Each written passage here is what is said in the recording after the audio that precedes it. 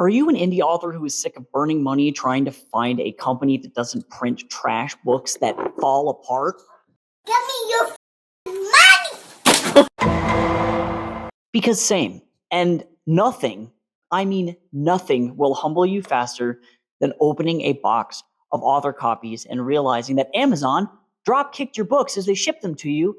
The printing is awful, the pages are misaligned, and now you have to fight with KDP customer service to get a refund. Today, we're talking about how to actually vet a printing company before you hand over hundreds or potentially thousands of dollars.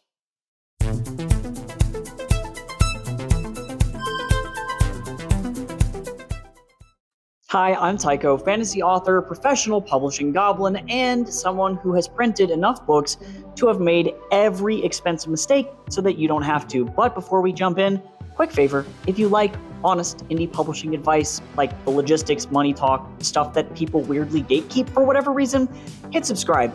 And if you want to support the channel directly, check out one of my award-winning indie books linked below. Buying indie books is how creators like me keep making content like this.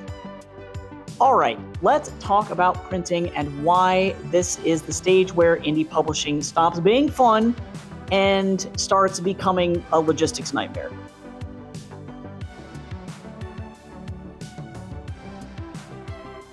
Most indie authors spend months, sometimes years, perfecting their manuscript, commissioning art, editing, formatting, and then they pick a printer based on affordability. Now, this is not a bad thing. I use KDP for printing all of my paperbacks, for example, but hardcovers and special editions can be deadly if you make the wrong decision. That is how you lose money.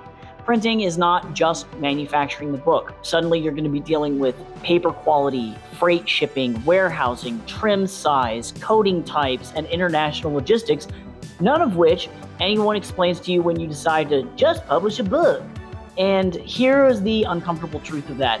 Cheap printing almost always becomes expensive printing later. If your books arrive damaged, are inconsistent, or are poorly bound, you either need to refund customers or reorder inventory, both of which are bad things, okay? And we want to make sure that that doesn't happen. You have to be willing to fight for good quality. KDP sure is cheap print on demand, but at least I know it's cheap print on demand before I jump in.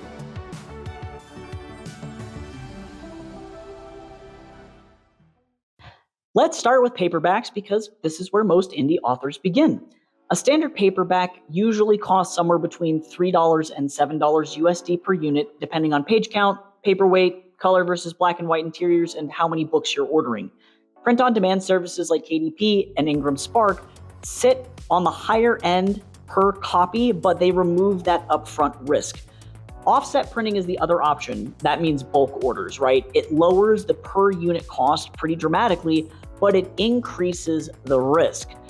You are ordering more, and then also, too, you have to figure out how to store your inventory somewhere, which means you now own a small flammable business whether you wanted to or not. As an indie author, do you choose offset or print on demand? I personally choose print on demand because there's low risk, there's no warehouse storage, and if there is an error, it only impacts like 1 or 2 books instead of hundreds of copies. Things that will drive up your paperback pricing include things like page count, this is a huge one, paper thickness, cover finish like matte versus gloss, or sometimes even soft touch or foil, spine width, color versus black and white pages, all of that. If a printer quotes you extremely low prices without asking detailed questions about these specifications, that is a red flag, run away. Real printers will ask annoying technical questions because they're preventing disasters. I would still put KDP in the questionable category, but they are the most affordable option for print on demand, and a good chunk of readers use Amazon, which is why I recommend them to my clients over at Liminal House Books. I personally don't use Ingram Spark for paperbacks because their setup can be unnecessarily gross, leading to more printing errors. BookVault, though, is a new contender in the printing game, and they are also a great option to consider as a printer. I haven't printed paperbacks with them, but their customer service is fantastic.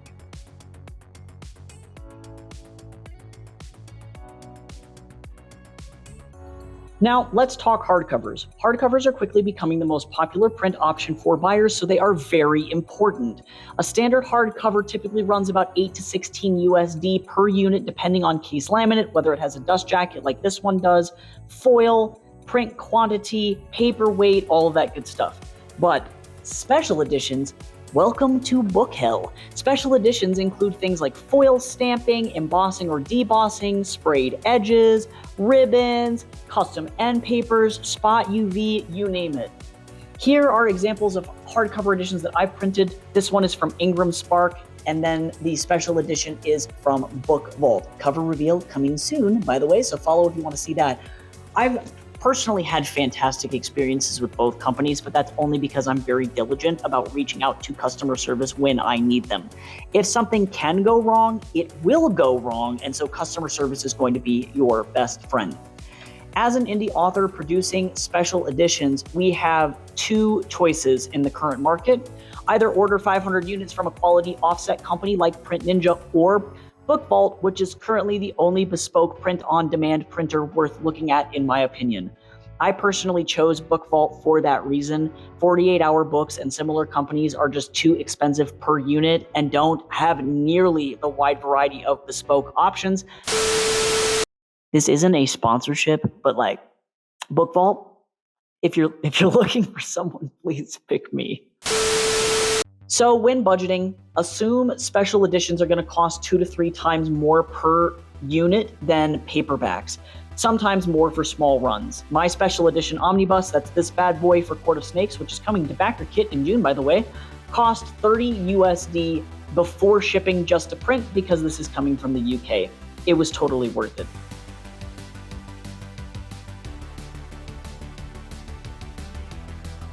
Okay, so this is the part that I get asked the most about as a publisher.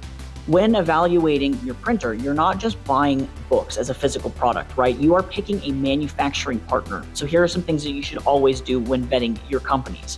First, order samples. Always. I don't care how good their website looks, marketing and 3D mockups lie, physical books do not. If they don't offer samples, don't choose them.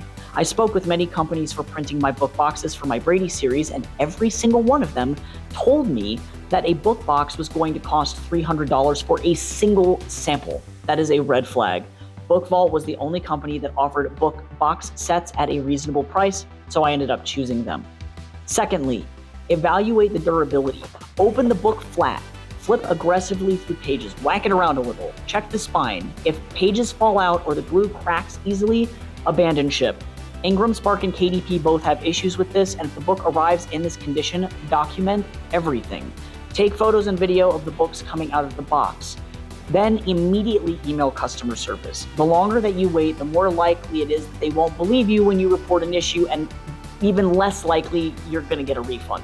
So document it. If it has issues, instantly return it. Third, ask about tolerances and error rates. The first proof copy that I ordered of my special edition had a printing issue, and professional printers will openly discuss acceptable variants. If they promise a perfectly flawless and seamless print run, they are either inexperienced or they're just straight up lying to you. And then fourth, you're going to test communication speed. Email them questions. If replies take weeks before you've even paid them, imagine how long problems will take to solve later. Professionalism is the key here.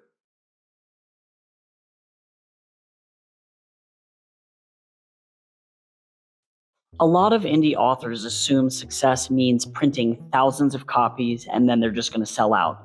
Please do not do this. Your first run should be sized based on audience size, not pure optimism.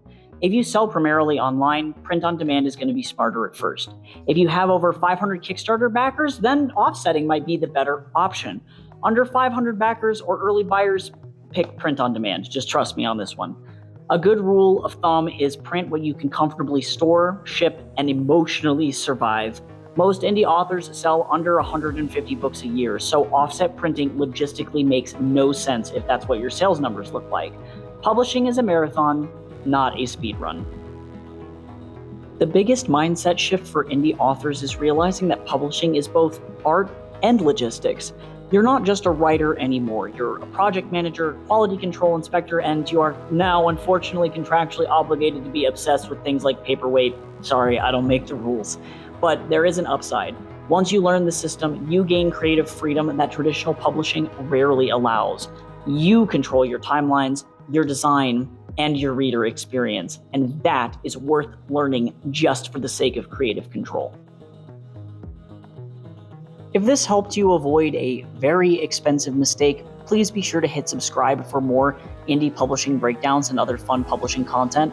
And if you want to see what a well-printed indie book actually looks like, you can check out my award-winning fantasy novels linked below. They exist because I learned these lessons the hard way. So, thanks for watching, and I will see you in the next one.